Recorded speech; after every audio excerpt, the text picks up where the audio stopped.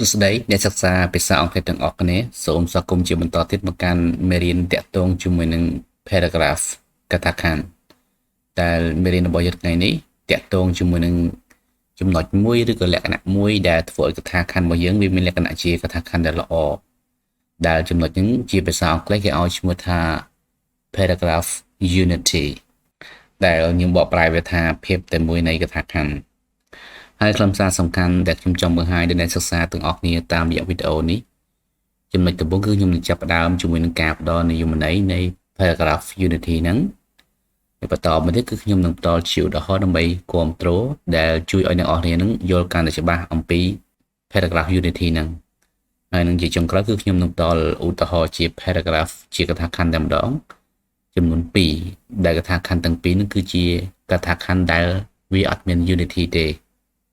ដែលខ្ញុំជឿថាកថាខណ្ឌទាំងពីរហ្នឹងនឹងជួយឲ្យអ្នកនរគ្នានឹងយល់កាន់តែច្បាស់ថែមទៀតអំពី paragraph unity ហ្នឹងតោះឡើងមកតាមដានទស្សនាជាមួយខ្ញុំទាំងអស់គ្នាណាបើចឹងបណ្ដើមមកគេថា a paragraph must have unity ដែលបានថាកថាខណ្ឌត្រូវតែមាន unity បាទចឹង unity ហ្នឹងគឺជាអ្វីដែលកថាខណ្ឌត្រូវតែមានជាចាំបាច់បើសិនបើកថាខណ្ឌមិនមាន unity ទេកថាខណ្ឌហ្នឹងមិនអាចចាត់ទុកថាជាកថាខណ្ឌល្អបានទេណាហើយបន្តមកគឺគេនឹងបញ្យល់ថា unity ជាអីណាបាទ unity means that a paragraph discusses one and only one main idea from beginning to end unity នឹងមានន័យថាកថាខណ្ឌនឹងពិភាក្សាទៅលើគំនិតសំខាន់មួយហើយតែមួយនឹងគាត់តាំងពីដើមដល់ចប់ត្រង់ចំណុចហ្នឹងគឺចង់បានថាកាលណា main idea ឬក៏គំនិតសំខាន់របស់កថាខណ្ឌហ្នឹងវានិយាយអំពីរឿងអីកថាខណ្ឌហ្នឹងវាត្រូវតែនិយាយត្រូវបញ្យល់ត្រូវពោលនិយាយតែអំពីរឿងហ្នឹងតែម្នាក់ឯងគាត់អត់មាននិយាយរឿងណាផ្សេងមកលោកឡំចូលទេហើយកាលណានិយាយអំពីគំនិតសំខាន់គឺវាតទៅជាមួយនឹង topic sentence ទេបាទដោយសារតែដូចបាននិយាយច្រើនដងពីខាងដើមមកហើយនៅក្នុង topic sentence គឺវាមានផ្នែកសំខាន់ចំនួន2ដែលផ្នែកសំខាន់ទី1គឺ topic ប្រធានបទហើយនិងផ្នែកសំខាន់ទី2គឺ controlling idea គឺសំខាន់ហ្នឹងហើយអញ្ចឹង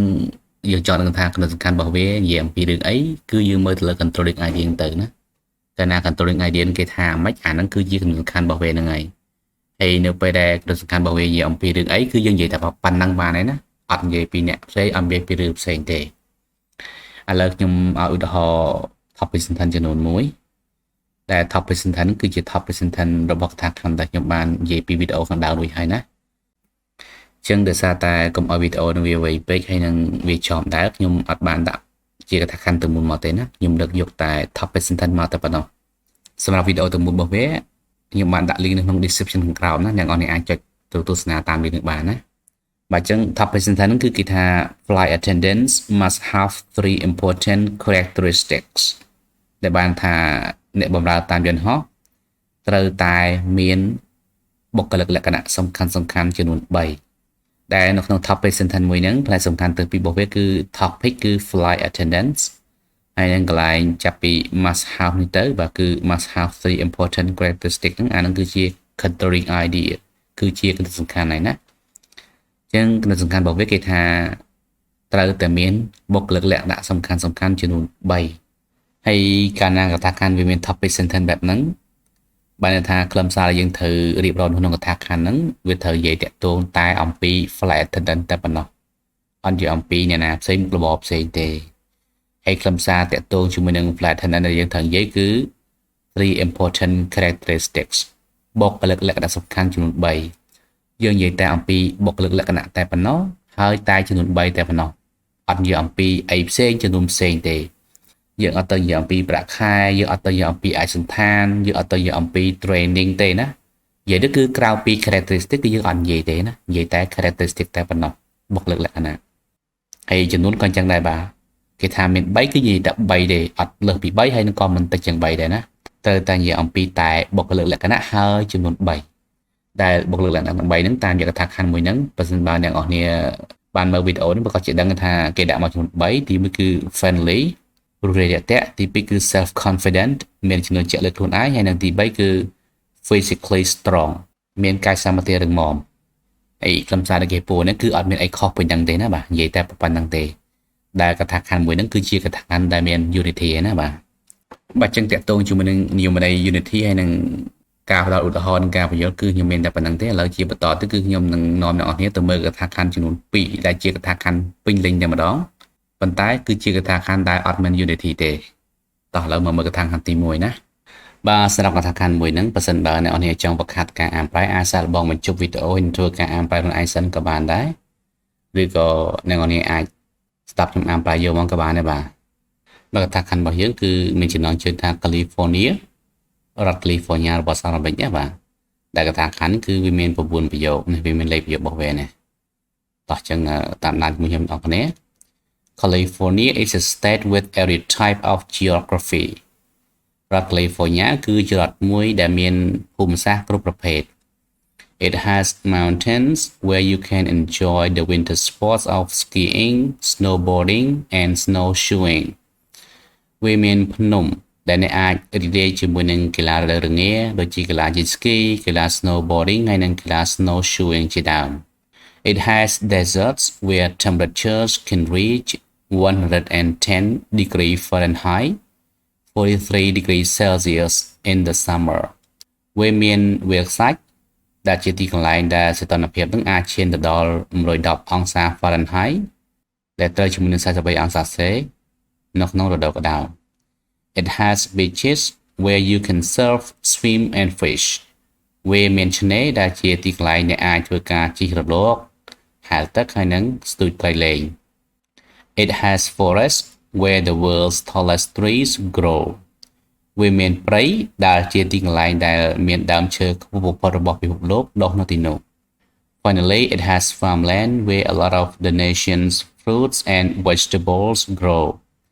ហើយជាចុងក្រោយគឺវាមានដីកសិដ្ឋានឬក៏ដីកសិកម្មដែលជាទីកន្លែងដែលផ្លែឈើហើយនិងបន្លែរបស់ប្រទេសជាច្រើនដាំដុះនៅទីនោះ California also has Hollywood and Disneyland which are world famous centers for entertainment California ហ្នឹងក៏មាន Hollywood ហើយនិង Disneyland ដែលជាមជ្ឈមណ្ឌលដ៏ល្បីល្បាញរបស់ពិភពលោកសម្រាប់ការកម្សាន្តផងដែរ California is a popular place to live, so many people move there every year. California គឺជាទីកន្លែងដ៏មានការពេញនិយមនៅក្នុងការរស់នៅដូច្នេះហើយមនុស្សជាច្រើនផ្លាស់ទៅទីនោះជារៀងរាល់ឆ្នាំ Indeed, California has it all. Mountains, deserts, beaches and farms. ហើយជាការពិតស្របទៅគឺរដ្ឋ California នឹងមានទាំងអស់ទាំងភ្នំទាំងវាលខ្សាច់ទាំងឆ្នេរហើយនិងទាំងដីកសិដ្ឋានឬក៏ដីកសិកម្មបាទចឹងដូចបានបញ្ជាក់ពីខាងដើមចឹងបាទកថាខណ្ឌមួយហ្នឹងគឺជាកថាខណ្ឌដែលមិនមាន unity ទេកាលណាវាមិនមាន unity បាទន័យថាវាអត់ពិភាក្សាទៅលើរឿងតែមួយនោះទេណាវានិយាយអំពីរឿងលើសពីមួយដែលជារឿង copy controlling idea របស់ topic sentence ហើយនៅក្នុងកថាខណ្ឌរបស់យើង topic sentence គឺវាទី1 California is a state with every type of geographyរដ្ឋ California គឺជារដ្ឋដែលមានភូមិសាស្ត្រគ្រប់ប្រភេទទាំងអស់ដែលក្នុង topic sentence ហ្នឹងវាមាន California គឺជា topic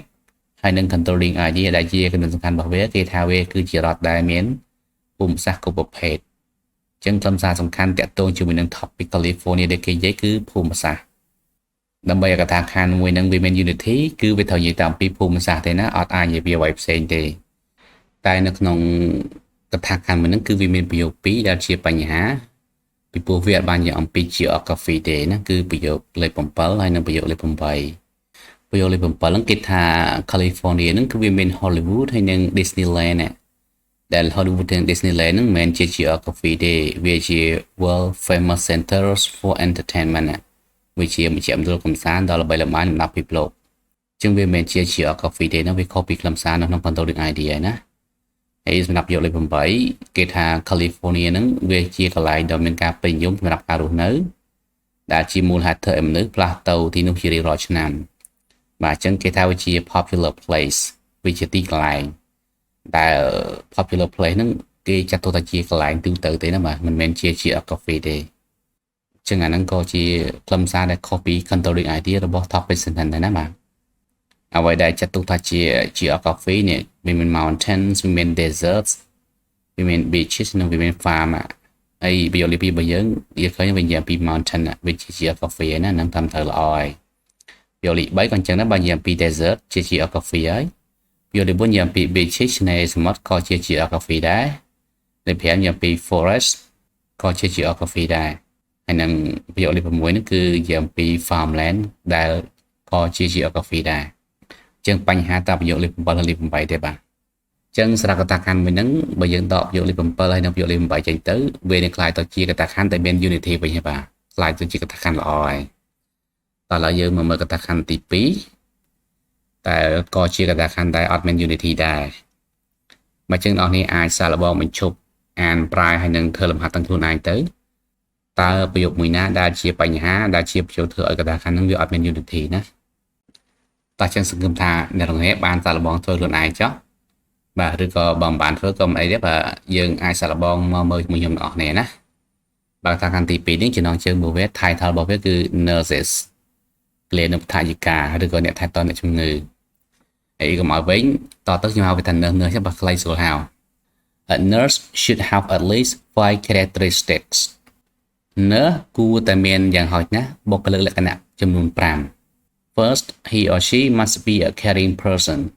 ទី1គាត់ឬក៏នាងនឹងត្រូវតែជាមនុស្សដែលមានការបារម្ភយកចិត្តទុកដាក់ចំពោះគេ He or she must have genuine concern about sick injured frightened people គាត់ឬក៏នាងត្រូវតែមានការបារម្ភពិតប្រាកដអំពីមនុស្សដែលមានជំងឺមនុស្សដែលរងរបួសហើយនិងមនុស្សដែលមានការភ័យខ្លាច Second a nurse must be organized ហើយទី2 nurse នឹងត្រូវតែមានការរៀបចំបានល្អ If a nurse forgets to give a patient his or her medicine on time the consequences could be serious បើសិនបើ nurse ភ្លេចនៅក្នុងការផ្ដល់ឲ្យអ្នកជំងឺនៅថ្នាំរបស់គាត់ឬក៏របស់នាងឲ្យទាន់ពេលទេផលវិបាកគឺវាអាចមានប្រភេទធ្ងន់ធ្ងរ Third a nurse must be calm ទី3 nurse ត្រូវតែមានភាពនឹងថឹង He or she may have to make a life and death decision in an emergency and a calm person makes better decisions than an excitable one គាត់ឬក៏នាងនឹងអាចត្រូវធ្វើការសម្រេចចិត្តដែលតាក់ទងជាមួយនឹងការស្លាប់រស់នៅក្នុងគ្រាអាសន្នណាមួយហើយមនុស្សដែលនឹងថឹងធ្វើការសម្រេចចិត្តបានប្រសើរជាងមនុស្សដែលឆាប់រំភើប Doctors need to stay calm in emergencies too វិជ្ជបណ្ឌិតចាំបាច់ត្រូវមានភាពនឹងថឹងនៅក្នុងគ្រាអាសន្នផងដែរ In addition a nurse should be physically strong because nursing requires a lot of hard physical work ហើយក្រៅពីនឹងទៀត nurse នឹងគួរតែមានកាយសម្បទារឹងមាំខ្លាំងក្លាពីព្រោះការមើលថែទាំអ្នកជំងឺនឹងវាទាមទារនៅការងារខាងកម្លាំងកាយច្រើនផងដែរ Finally a nurse must be intelligent enough to learn subjects ranging from chemistry to psychology and to operate the complex machinery used in hospitals today ហើយជាចុងក្រោយ nurse នឹងត្រូវតែមានភាពឆ្លៀសវៃល្មមក្នុងការរៀនអំពីមុខវិជ្ជា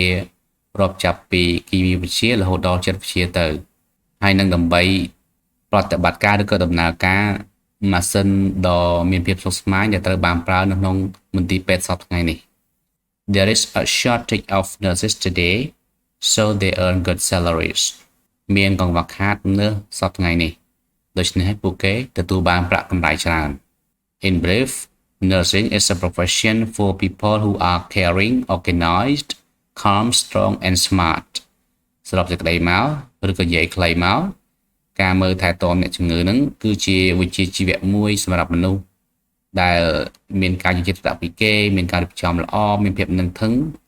មានកម្លាំងកាយខ្លាំងក្លាហើយនឹងមានភាពឆ្លាតវៃបាទសម្រាប់កថាខណ្ឌទី2នេះក៏ដូចជាកថាខណ្ឌទី1មិញដែរណាវាមានប្រយោគចំនួន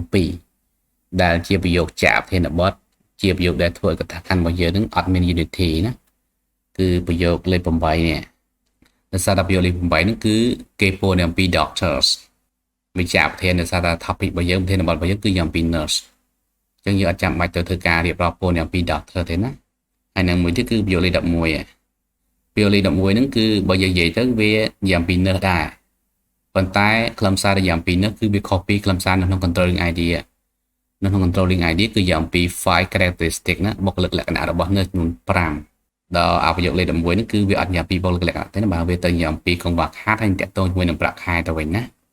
អញ្ចឹងវាមានតែប្រយោគពីរហ្នឹងទេក្រៅពីហ្នឹងវាសុទ្ធតែជាប្រយោគដែលត្រឹមត្រូវសុទ្ធតែជាប្រយោគដែលនិយាយតាក់ទងជាមួយនឹង characteristic ឯណាបាទអញ្ចឹងយើងដកតប្រយោគពីរចេញទៅគឺប្រយោគលេខ8និងប្រយោគលេខ11ទៅកថាខណ្ឌហ្នឹងវានឹងក្លាយទៅជាកថាខណ្ឌដែលវាមាន unity ជាកថាខណ្ឌដែលល្អហើយណាបើអញ្ចឹងវីដេអូគឺមានតែប៉ុណ្្នឹងទេអរគុណអ្នកទាំងអស់គ្នាសម្រាប់ការតាមដានទស្សនាវីដេអូនេះពីដើមដល់ចប់ហើយសូមបន្តតាមដានទស្សនាវីដេអូផ្សេងៗរបស់ខ្ញុំជាបន្តទៀតសូមអរគុណសូមជម្រាបលាបាយបាយ